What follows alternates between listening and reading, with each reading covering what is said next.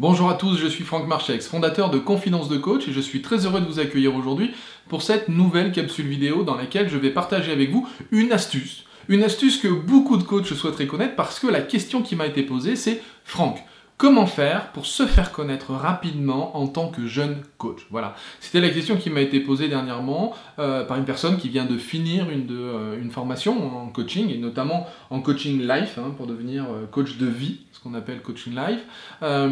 Et donc la question c'était, j'ai créé mon entreprise, mais le plus difficile c'est comment faire pour trouver ses clients et pour réussir à se faire connaître. Alors, pour répondre à cette question, je vous donnerai mon astuce à moi, en tout cas celle qui a fait qu'au début mon activité a vraiment pris une vitesse de croisière très très rapide, c'est-à-dire qu'en quelques mois j'étais efficace en termes de nombre de clientèle, c'est-à-dire que, vous savez, le début de mon activité en tant que coach, j'ai installé mon cabinet alors que j'ai utilisé un système en France qui permet d'être ce qu'on appelle créateur salarié, c'est-à-dire que j'étais à la fois salarié dans mon ancienne activité et à la fois j'ai créé une société, ce qui fait que j'ai pu demander un mi-temps, et donc j'ai commencé mon activité en tant que créateur salarié. Voilà, c'est le terme exact de ce statut qui m'a permis voilà, pendant quelques mois d'être à 50% sur toujours mon poste de salarié et 50% dans la création de mon activité.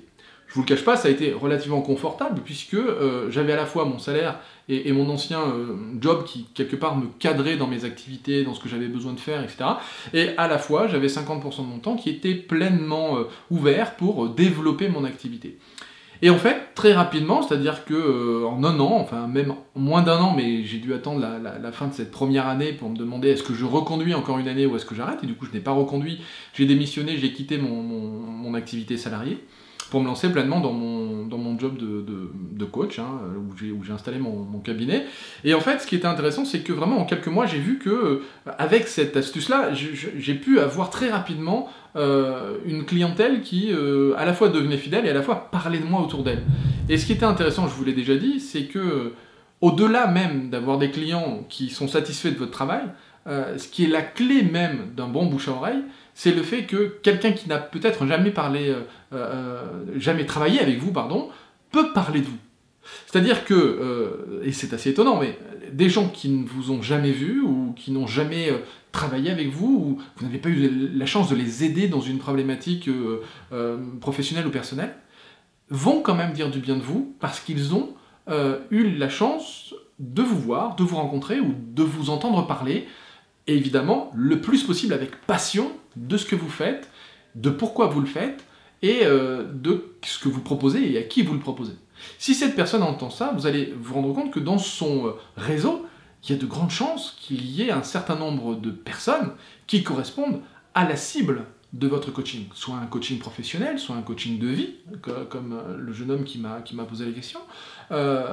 Et si dans son réseau, il existe des personnes comme ça, eh bien forcément, si elle a été inspirée par ce que vous avez raconté lorsqu'elle vous a vu, eh bien vous avez pu la toucher et lui faire dire « Tiens, mais ce sujet-là, ça me fait penser à Pierre, Paul, Jacques, qui peut-être, ou Joséphine, Marie et Isabelle, comme ça on a la parité, qui peut-être est en train de traverser ça et pourrait tout à fait être intéressé par ce travail avec, en l'occurrence là, avec Franck. » Et au début, ça commence comme ça. C'est-à-dire que vous n'avez pas besoin d'avoir des centaines et des centaines et des centaines de clients pour déjà commencer à obtenir un bouche à oreille qui soit vraiment valorisé, valorisant et efficace. Donc je m'explique. Comment faire pour parler de votre activité le plus possible? Eh bien, tout d'abord, il va falloir vous entraîner à prendre la parole. C'est-à-dire que moi, je vous encourage à organiser des conférences, à aller dans des clubs d'affaires, à aller dans des clubs de rencontres, à faire du réseau, à rencontrer des gens dans votre secteur, à participer à des associations, participer à des salons, etc., etc., etc. Tout au début de mon activité, je passais quasiment 20% de mon temps à rencontrer des gens, à échanger avec ces gens-là sur qu'est-ce que je fais, pourquoi je le fais, en quoi c'est génial de le faire, et quel type de public je peux aider et comment est-ce que je peux les aider. Et ce temps-là, évidemment qui peut être considéré comme une perte de temps parce que je ne fais pas de consultation pendant ce temps-là, vous n'imaginez pas l'argent que ça m'a fait gagner. Pourquoi ça m'a fait gagner de l'argent? Tout simplement parce que lorsque je fais une conférence et qu'il y avait, je me souviens, les premières conférences que j'ai organisées, il y avait peut-être 100-150 personnes dans la salle. Je me souviens même d'une conférence que j'ai organisée tout à côté de Limoges, vous savez que j'habite sur Limoges, enfin à côté, j'ai organisé une conférence dans une salle à côté de Limoges, et bien cette salle ne pouvait accueillir qu'une centaine de personnes. Et bien, lorsque cette conférence a eu lieu, on a même installé des gens à l'extérieur. Alors on était au rez-de-chaussée, heureusement, avec des grandes baies vitrées, ce qui fait qu'en fait, on a pu ouvrir les baies vitrées et les gens à l'extérieur ont pu aussi suivre la conférence qui était à l'intérieur parce qu'elles étaient venues pour ça. Et on a eu, je crois qu'on a eu 162, 163 personnes. Pour vous dire à quel point c'était intense, parce que ça m'a encore, c'est encore ancré dans mon esprit. On ne pouvait accueillir qu'une centaine de personnes et on a fini à plus de 260. Donc, et en plus, je vais vous dire tout bêtement, avec une communication à l'époque, avec les moyens du bord, parce que c'était il y a presque 10 ans maintenant, hein, ouais, c'était quasiment il y a 10 ans, on va dire 9 ans, quelque chose comme ça. Et à l'époque, c'était quelques flyers dans les pharmacies, quelques flyers déposés à droite, à gauche dans des magasins plutôt orientés bio, etc., pour justement vraiment toucher les gens qui déjà prenaient soin d'eux et avaient envie de prendre soin d'eux. Et ça, c'était quand même assez incroyable parce que, avec une petite communication comme ça, j'avais très peu de mails. En général, je récupérais les mails à droite à gauche comme ça d'anciens clients, mais même de mon ancien boulot que j'avais continué de contacter comme ça. Et j'envoyais, je sais pas, peut-être à tout casser, une centaine de mails, 100, 200 mails à tout casser à l'époque. Et on n'avait pas toutes les technologies qu'on a aujourd'hui pour récupérer des mails, pour engranger des emails, etc. Avec des boîtes spéciales, enfin avec des boîtes, des box de récupération de mails sur un site internet, etc. C'était pas aussi développé au niveau de la technologie. Je crois bien quand même, c'était il y a 9 ans, hein, donc on n'avait clairement pas cette technologie-là. On n'avait pas les autorépondeurs, on n'avait pas ce type de... Enfin, c'était les prémices des autorépondeurs, on n'avait pas encore ces stratégies. Et on avait quand même, dans la conférence, je vous dis, plus de 150 personnes très régulièrement à chaque fois qu'on faisait des conférences. Et là, lorsque vous faites une conférence, vous avez l'opportunité d'inspirer, de toucher plus de 150 personnes dans la salle. Même si vous faites des conférences à 60 personnes, c'est déjà 60 personnes que vous avez l'opportunité de toucher, d'inspirer. Et, petite astuce, lors de vos conférences, l'idée n'est pas de leur vendre quelque chose dans la conférence, bien au contraire. C'est d'être dans un mode tout à fait informatif sur votre sujet, votre thème. Moi, en l'occurrence, c'était le coaching, l'hypnose, puisque c'était les deux thèmes que je développais dans mes conférences. Et par l'intermédiaire de cette information, les gens s'intéressaient à mon travail, pourquoi je le faisais, quelle était ma motivation et quelle est mon énergie. Et ils étaient touchés par ça. Et donc, comme ils étaient touchés par ça, eh bien, il y avait un certain nombre de personnes dans cette conférence qui ensuite prenaient des consultations avec moi, ou parlaient de moi autour d'elles. C'est-à-dire, avaient fait la conférence, avaient entendu parler du coaching, avaient entendu parler de l'hypnose, avaient entendu parler d'un certain nombre d'outils dont je parlais dans mes conférences, et se disent, tiens, évidemment, ça me fait penser à machin, ou à machine, ou à truc, qui en ce moment traverse ce genre de choses, mais il faudrait que je lui en parle, parce que ça peut peut-être l'intéresser. Et je me retrouvais en fait avec des gens qui étaient cooptés, c'est-à-dire qu'en fait, elles venaient de la part d'une personne qui était déjà venue à une de mes conférences.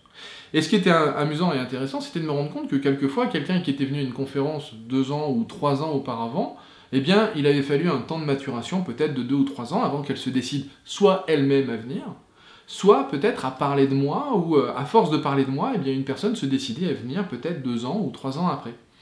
Mais n'importe quelle conférence que vous allez faire à l'heure actuelle, n'importe quel club d'affaires dans lequel vous pouvez présenter votre activité, n'importe quel réseau dans lequel vous pouvez présenter votre activité, c'est autant de monde que vous pouvez toucher en une seule fois.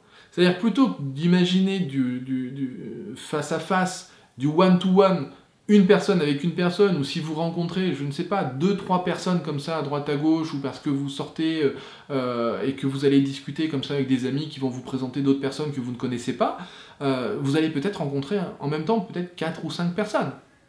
Lorsque vous organisez un événement de ce type-là, qui est un événement que vous allez faire payer peut-être, je sais pas, 2 euros, 3 euros, 5 euros. Évitez le gratuit. Pourquoi éviter le gratuit? Parce que bien évidemment, vous allez vous retrouver avec du tout venant, c'est-à-dire des gens qui ont vu la lumière et puis qui sont entrés et qui quelque part, n'ont pas grand-chose à faire dans la salle de votre conférence, mais sont là parce que elles ont un peu du temps à perdre, parce que c'est gratuit. Si vous faites payer, vous avez déjà un premier engagement. C'est quelqu'un qui déjà montre une forme d'intérêt sur le sujet que vous allez aborder pendant votre conférence. Donc voilà le conseil que j'ai à partager avec vous aujourd'hui, c'est apprenez à faire des conférences, développez cette capacité à prendre la parole en public, à inspirer les gens par votre énergie, par votre pourquoi, c'est-à-dire pourquoi est-ce que vous faites ce métier, pourquoi est-ce que c'est important pour vous d'aider les gens qui sont autour de vous, hein.